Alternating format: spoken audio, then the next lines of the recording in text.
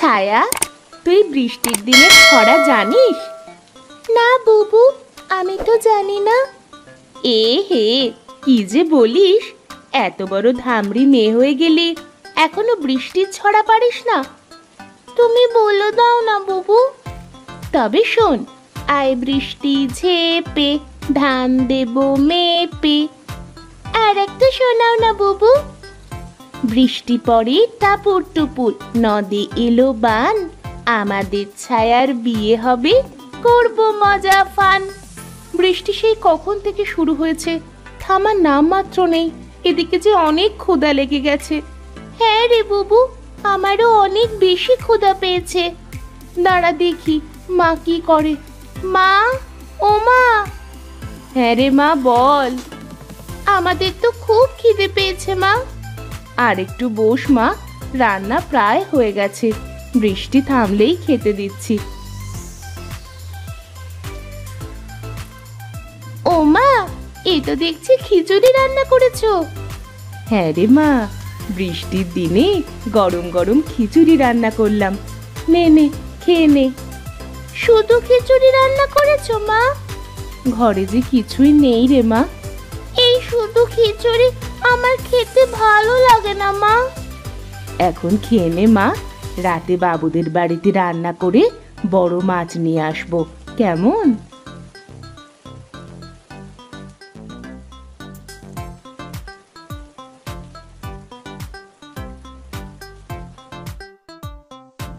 আমি চললাম রে মা, আজ অনেক রান্না করতে হবে, শহর থেকে বাবুর আত্মীয়রা আসবে। ঠিক আছে মা, যাও, তাড়াতাড়ি রান্না শেষ করে চলে এসো কিন্তু।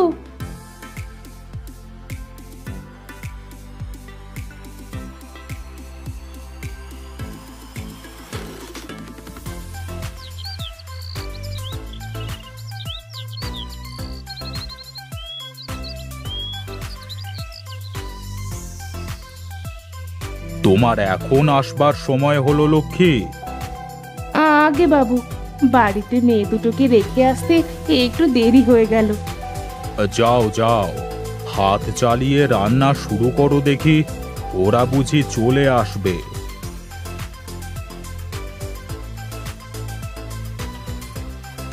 ওই দেখা যায় তাল গাছ, ওই আমাদের গাঁ। বাহ, তুই তো বেশ ভালোই ছড়া পড়তে শিখে গেছিস। বুবু, আমার না ইলিশ মাছ খেতে খুব ইচ্ছে করছে। ইলিশ মাছ? সে তো অনেক দাম রে। আচ্ছা, আজকে মা বাড়িতে আসুক, আমি বলবো নে। ঠিক আছে বুবু।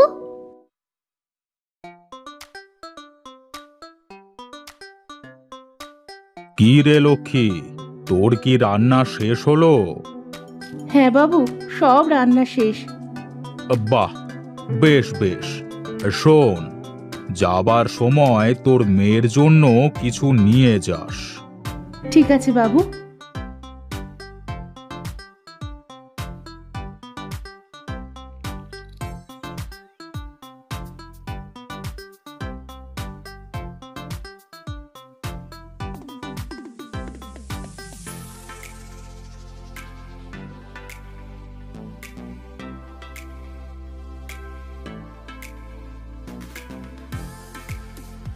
মা এসেছে, মা এসেছে। আয় মা, ঘরে চল, তোদের জন্য খাবার নিয়ে এসেছি।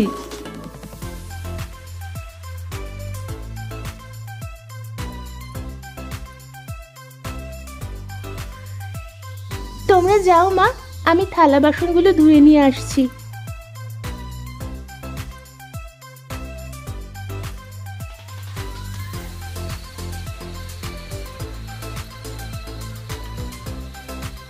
কি কত বড় মাছ মা! এত বড় মাছ আগে আমি কখনোই দেখিনি।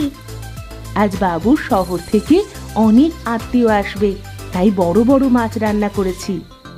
একটা কথা বলবো মা? বল মা, কি বলবি? আজকে না ছায়া ইলিশ মাছ খাওয়ার কথা বলছিল। হ্যাঁ মা, আমার না বৃষ্টির দিনে খিচুড়ির সাথে ইলিশ মাছ ভাজা খেতে মনে চাচ্ছিল। ইলিশ মাছের তো অনেক দাম রে মা। আচ্ছা, আমি বাবুকে বলে দেখব।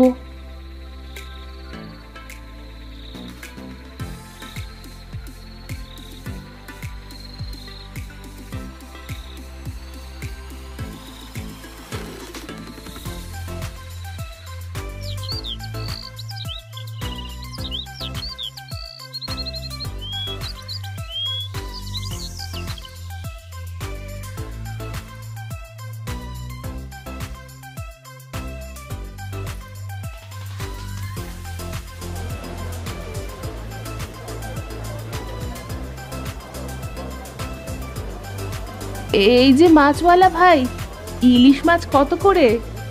KG KG 700, KG KG 700। আচ্ছা ভাই, আমাকে কেটে 2-3 পিস মাছ দেওয়া যাবে না? না না, এ মাছ কেটে বিক্রি করা যাবে না, এত দামের মাছ।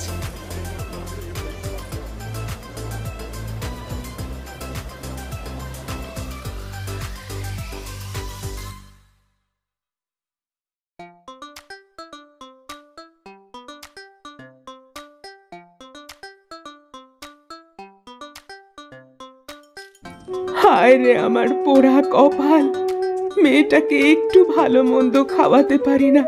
একটু ইলিশ মাছ খেতে চাইলো, তাও জোটাতে পারলাম না। মা, তুমি কাঁদছো কেন? কি হয়েছে তোমার? না রে মা, আমার কিছুই হয়নি। আমি দেখছি তো, তোমার চোখ থেকে কেমন জল গড়ছে, চোখ দুটো লাল হয়ে আছে। ওহো কিছু না মা, যা তুই খেলা করকে গিয়ে। আমি জানি তুমি কি জন্য কাঁদছো। পাগলি কোথাকার, অনেক বড় হয়ে গেছিস মনে হচ্ছে, এমন পাকা পাকা কথা বলছিস। চল মা, ঘরে চল, দুমুঠো খেয়ে নে।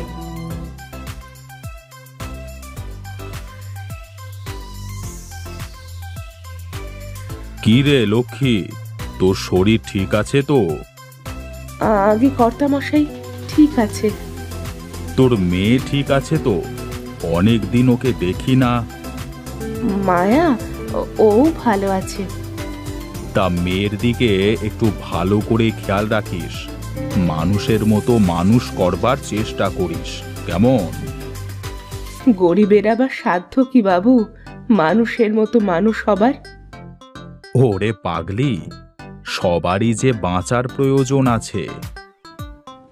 না বাবু, গরিবের শুধু ধুকে ধুকে মরার কথা। কান্না করিস নে পাগলি, তোর কিছু লাগলে তুই শুধু আমাকে বলবি, কেমন? কি আর বলবো কর্তা মশাই, মেয়ে শুধু একটু ইলিশ মাছ খেতে চেয়েছিল, তাও জোটাতে পারিনি। তা আমাকে বলতিস একবার। যা, তাড়াতাড়ি তোর কাজ শেষ কর।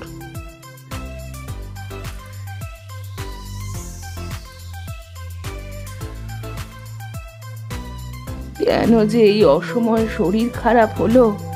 বাবুকে রান্না করে না দিলে তো না খেয়ে থাকবে। আমি গিয়ে বাবুকে রান্না করে দিয়ে আসবো মা? না রে মা, তোকে যাওয়া লাগবে না। তোমাকে এই শরীর নিয়ে আমি কাজ করতে যেতে দেব না মা।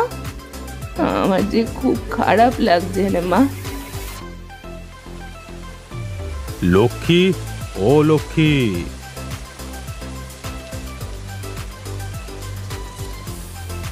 হে কি বাবু, আপনি আমাদের বাড়িতে? আসুন, ওপরে উঠে আসুন। তুমি আজ 2 দিন ধরে রান্না করতে যাও না, তাই ভাবলাম তোমাকে দেখে আসি কি হলো।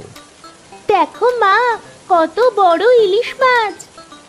এই নাও লক্ষ্মী, ইলিশ দুটো রাখো। রান্না করে মেয়েদের সাথে নিয়ে খেও। এই এত বড় বড় মাছ বাবু? তুমি তো আর আমার জন্য রাঁধতে যেতে পারছো না। এই মাছ যদি আমি এখন বাড়িতে নিয়ে যাই, তাহলে তো পচে যাবে। সেটা তো ঠিকই বলেছেন বাবু।